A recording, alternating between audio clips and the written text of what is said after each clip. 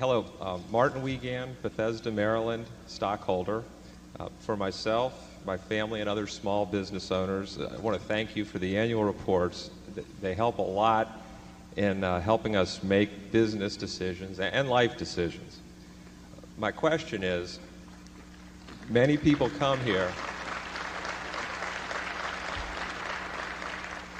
Many people come here to listen to you and to copy and understand your investment philosophy. But why don't more people, in your opinion, try to copy your investment vehicle, a corporation that pays no dividends? I don't really think if there were, I think there are other things that are probably better to copy about Berkshire, but they don't get copied either. It was always interesting to me how few people, everybody read Graham's, and they didn't really disagree with him. They just didn't like following him because it didn't promise enough in a sense. I mean, people really wanted something very quickly. In terms of not paying dividends, we don't pay dividends because we think we can turn every dollar we retain into more than a dollar of market value. I mean, the only reason for us to keep your money is if it becomes worth more by us keeping it than it would be worth if we gave it to you. And if we can create more than a dollar of market value for every dollar we keep, you're better off whether you want to take that dollar out by selling a little piece of your stock or whether you continue to leave it in. That's the test. If we come to the conclusion that we can't do that, and we could come to the conclusion sometime, then we should distribute it to you. The interesting thing is, we're in certain businesses, for example, See's Candy being one.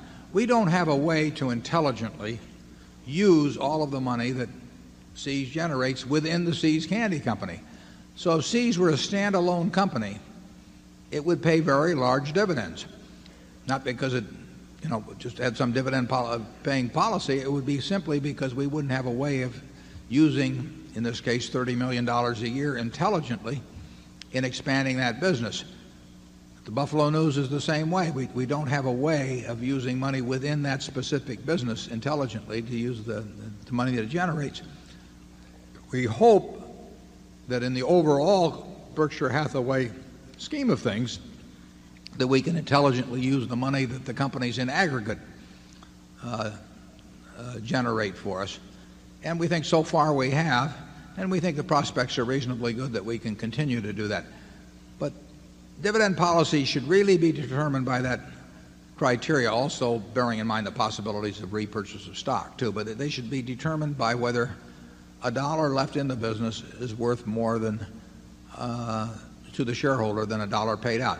Someplace like Coca-Cola, if Coca-Cola had paid no dividends and simply repurchased shares and developed the bottling system and done the things that they have, the shareholders probably would have been even better off. They've been sensationally well off as it is, but they probably would have been even better off than they have been with the dividend policy they have had. And that's true for Gillette and Disney and companies of that sort that have got these terrific opportunities to use capital within the business or to repurchase shares of a company that simply can't be replaced. If that usually is the best use of capital, it's probably better than dividends. And we have written some about that, Martin, but people usually keep doing what they've been doing. They're hard to change. Charlie? Well, it's interesting that you take that simple standard. You should retain money if you can make it worth more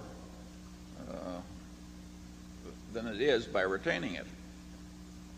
That is not the standard thing that's taught in the corporate finance departments of our major universities.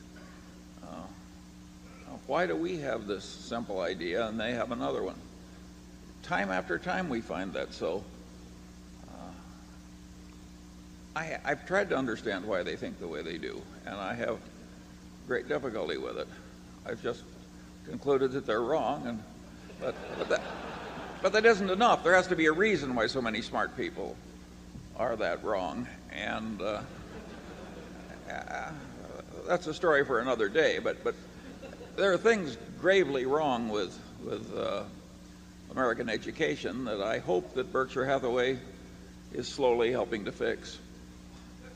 Can you imagine if pick any one of you here and let's say the two of us were in a business together, it was earning $100,000 a year.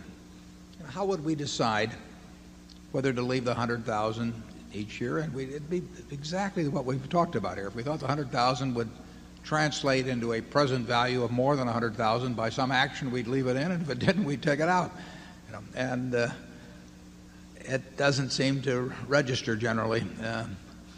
And incidentally, in our own case, we'll probably go too long before we come to the conclusion that we're not really using it that effectively, because there'll be a certain denial we'll go through, and we'll say, well, that was just temporary last year. But that is our approach, and we'll do our best to apply it. Zone 3.